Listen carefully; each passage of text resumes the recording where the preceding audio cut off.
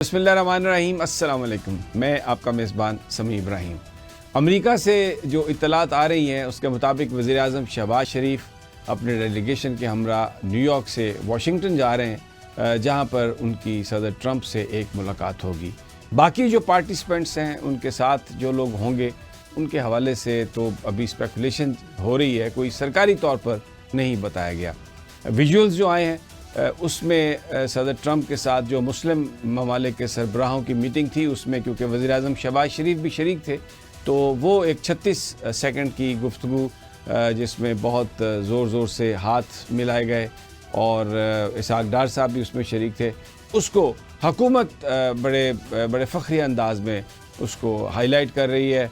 और जैसे पंजाबी में कहते हैं कि कोई परवाह नहीं, सब कुछ कंट्रोल ही है।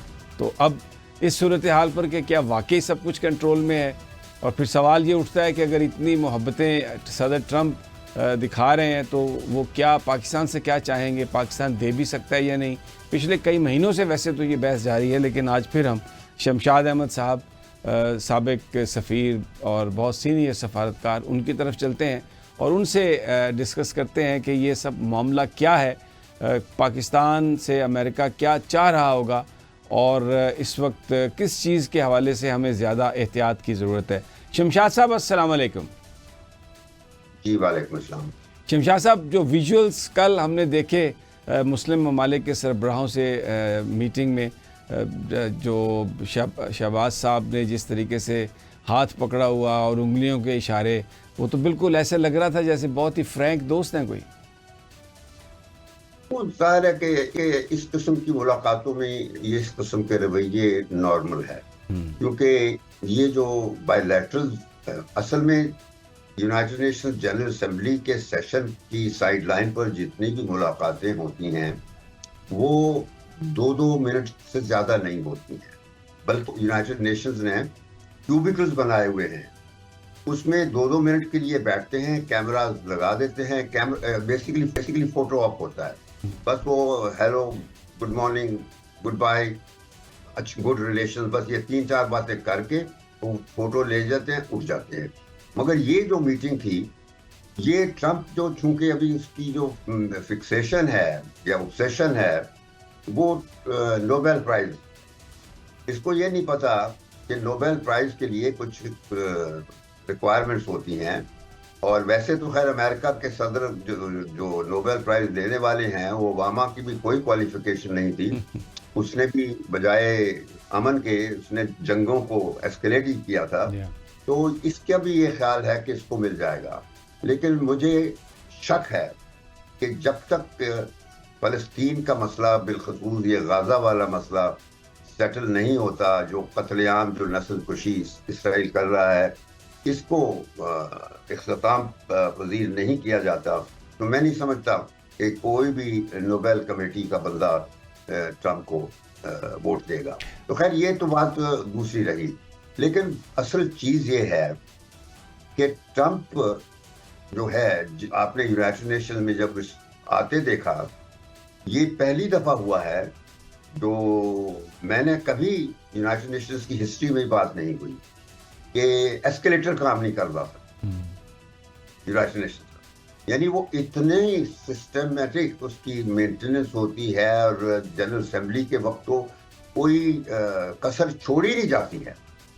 अच्छा, इसी तरह अंदर जाके जब डायस पे गया है तो कहता है टेलीप्रॉम्प्टर मेरा खराब हो गया है, तो या तो यकीन नहीं मुझे कि नहीं, वो शमशाद साहब जो एस्केलेटर है उसकी तो फोटो आ गई है, वो खुद गलती से हाथ लगा है बटन पे और दब गया, वो तो एक समझ आ गई कि क्या बात।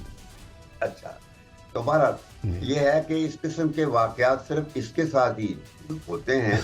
मैंने आज तक मैंने बताया ना कि अमेरिका का कोई भी सदर आए हो कभी इस किस्म नहीं। अच्छा, कमिंग बैक, क्योंकि वक्त हमारे पास आपको पता है थोड़ा कम ही होता है, कमिंग बैक टू शहबाज साहब और सदर ट्रंप के हवाले से, वाशिंगटन में जो मीटिंग है, आप क्या समझते हैं कि बेसिकली अब उसमें वो सदर ट्रंप کہیں گے شہباز شریف صاحب؟ واٹ از میں بتاتا ہوں جی دیکھیں، آئی مے بی رانگ، کیونکہ میں ساتھ تو میرا کوئی کانٹیکٹ نہیں ہے، نہ کہ مجھے کوئی فارن آفس سے یا کسی طرف سے یہ پتا ہو کہ وہاں پہ کیا توقع کی جا رہی ہے، کیا بریف ہے.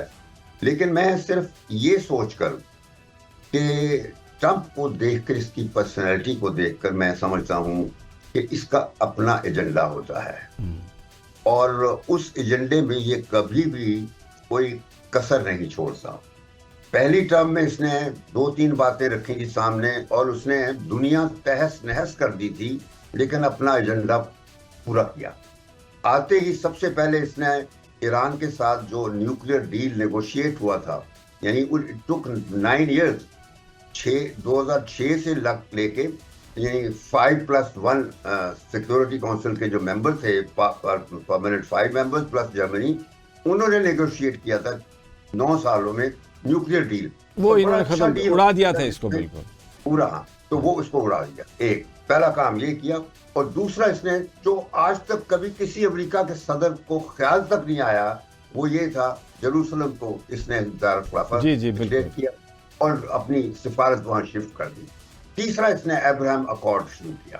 اس میں اسرائیل کو ریکگنیشن کروائی خلیج کی ریاستوں سے، موراکو سے، سوڈان سے. لیکن ابھی سعودی عرب نے کرنا تھا. سعودیوں نے اپنی معافی مانگی کہ جب تک بڑے اسلامی ملک ملیشیا، انڈونیشیا، پاکستان وغیرہ نہیں کر سکتے تو مشکل ہے، تو وہ نہ کر سکا. تو وہ اس کا ایجنڈا رہ گیا تھا.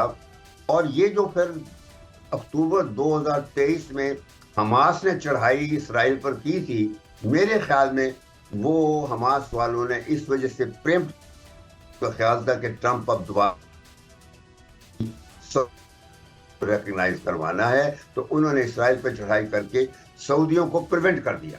اور اب تک سعودی عرب کی ہمت نہیں بنی ہے. میں بتا کہ اتنی لمبی لڑائی 2 سال ہو گئے، اور ٹرمپ کی پوری سپورٹ، اور ایران پہ فل فلیج حملہ، اور اب دوحہ پہ حملہ، لیکن سعودی عرب کی ہمت نہیں پڑ رہی کہ وہ ریکگنائز کر سکے اسرائیل کو.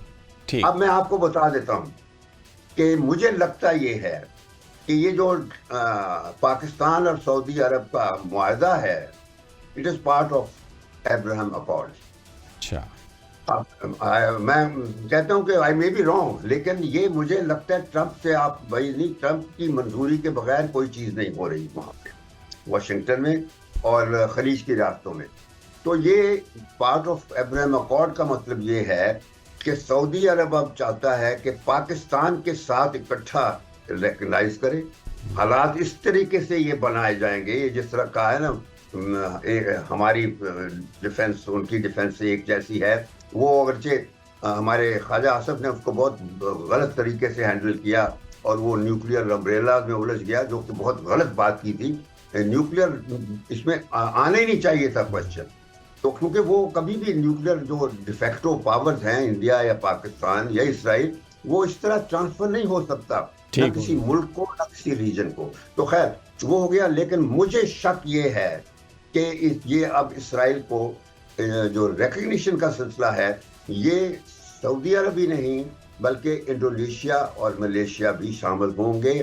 اور صدر ٹرمپ کے ساتھ آپ کا خیال ہے کہ جو ملاقات ہوگی شہباز صاحب کی، اس میں ٹاپ آف دا ایجنڈا ہوگا؟ دوسرا سر، میں کیونکہ میرا ملکوں کے ساتھ بات چیت ہوئی ہے، ان کو اشارہ مل گیا ہوگا کہ ٹرمپ کی پریفرنس کیا ہے. اچھا سر، ایک آخری سوال اب میں کرنا چاہ رہا ہوں.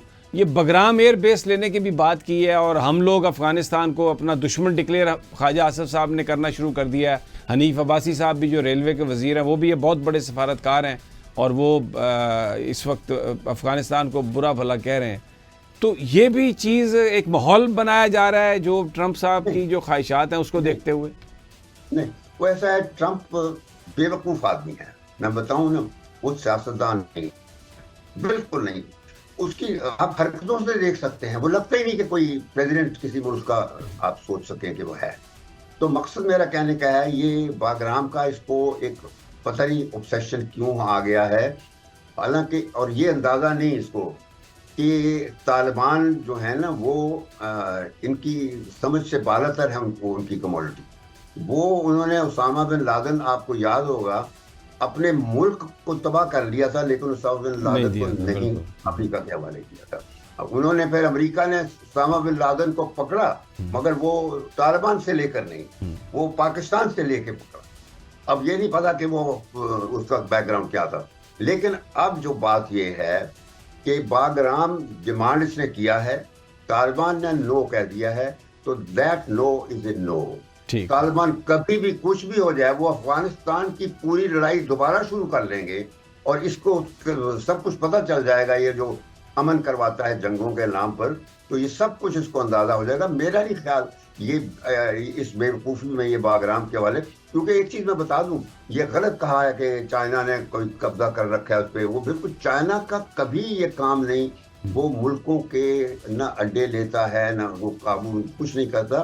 چائنا بڑے اپروپریٹ طریقے سے ڈیل کرتا ہے, اور جو چائنا نے شنگھائی کوآپریشن آرگنائزیشن بنائی تھی 90s میں, وہ صرف امریکہ کے اثر کو کنٹین کرنے کے لیے, پریونٹ کرنے کے لیے بنائی تھی.